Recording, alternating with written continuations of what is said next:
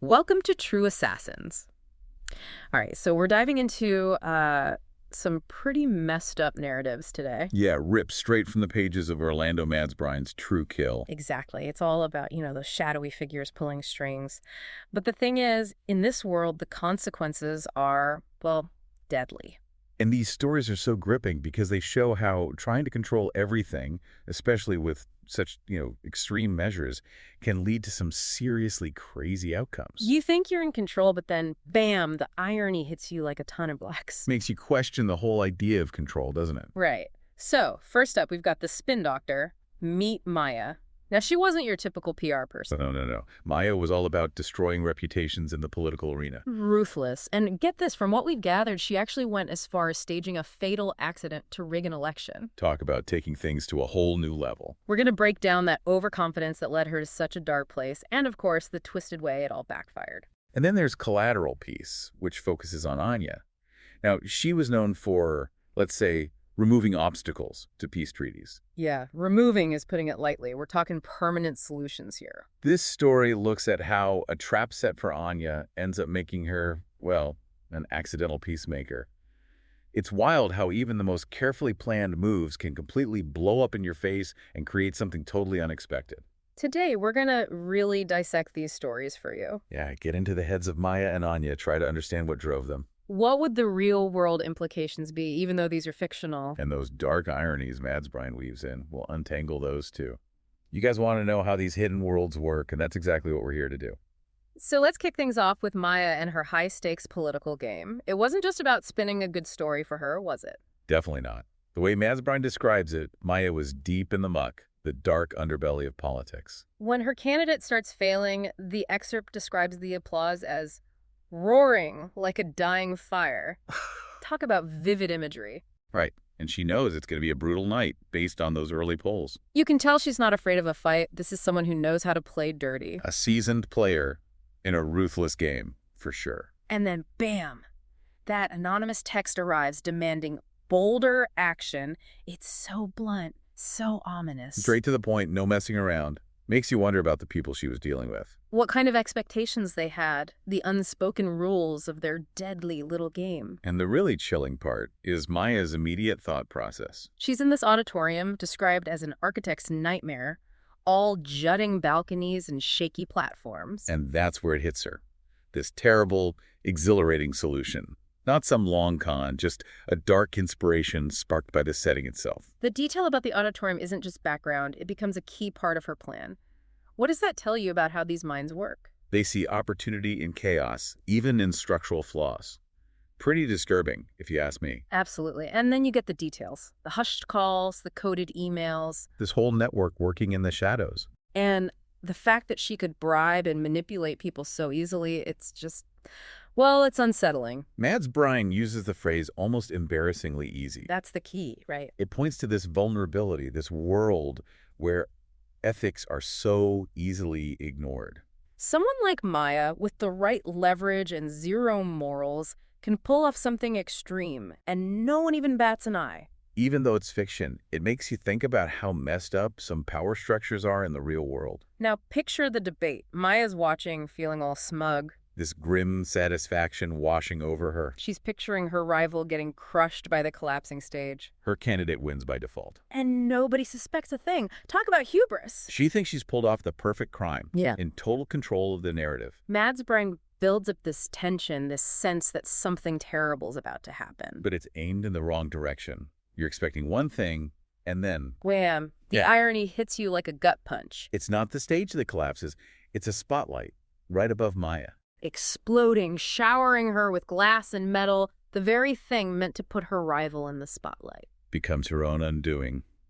Brutal. The crowd is roaring, panicking, and that's the last thing she hears. And this stage, meant for her rival, becomes her own fatal podium. Talk about poetic justice. Seriously, it's like something out of Shakespeare. And it's that kind of dark twist that makes these stories so addictive. But wait, there's more irony. Through the chaos, she sees her rival. Standing there, unharmed.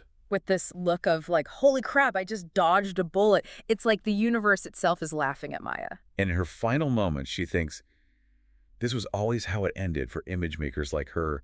buried under the ugliness they created. What a line. It's a condemnation of her whole profession, the whole world of deception and destruction. It's like karma's a real thing. And then the final sentence, the applause this time was for her downfall. It felt like the most honest ovation of her entire career. Mic drop. Dark humor at its finest. It sums up the whole story perfectly. Okay, let's shift gears to Anya and collateral peace.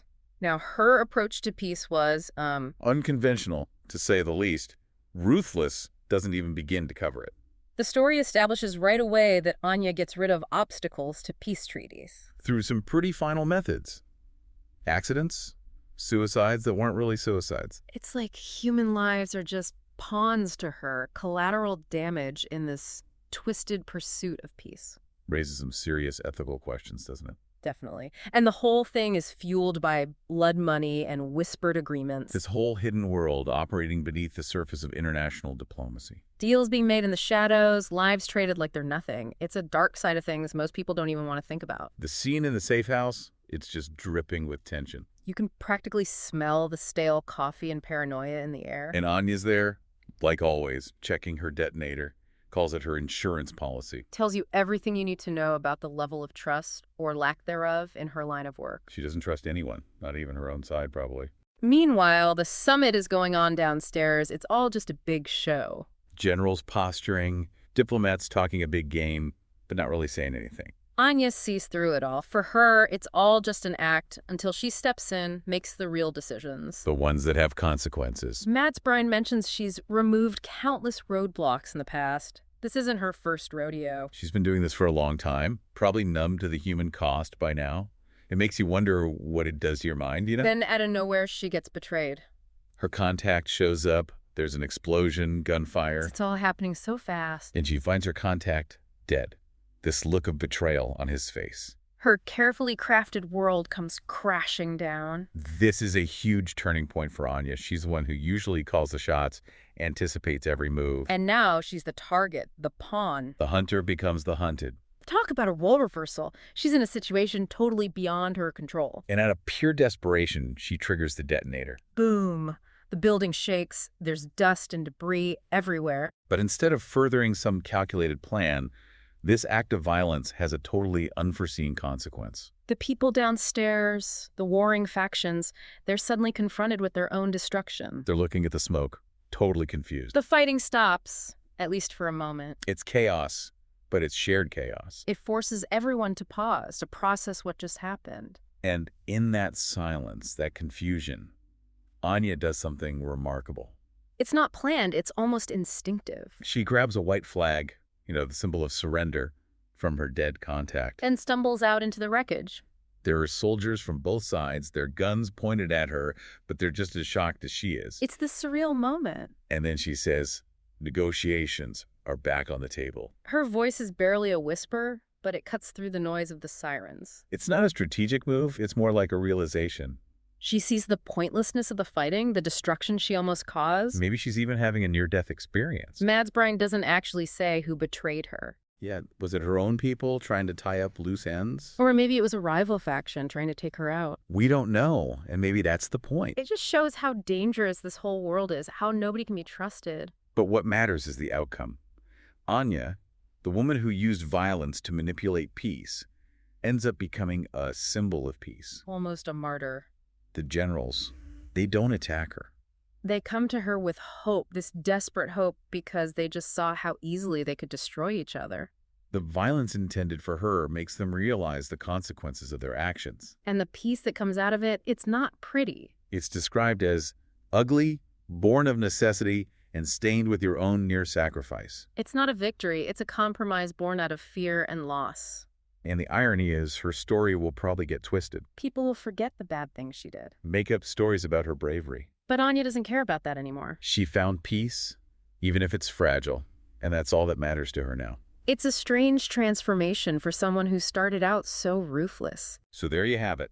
Two very different stories from True Kill, right here on True Assassins. The Spin Doctor, where we saw how trying to create chaos can backfire in the most ironic way. And Collateral Peace, where the tools of violence and manipulation actually led to an unexpected truce. The thing that really sticks with me is how unpredictable power can be.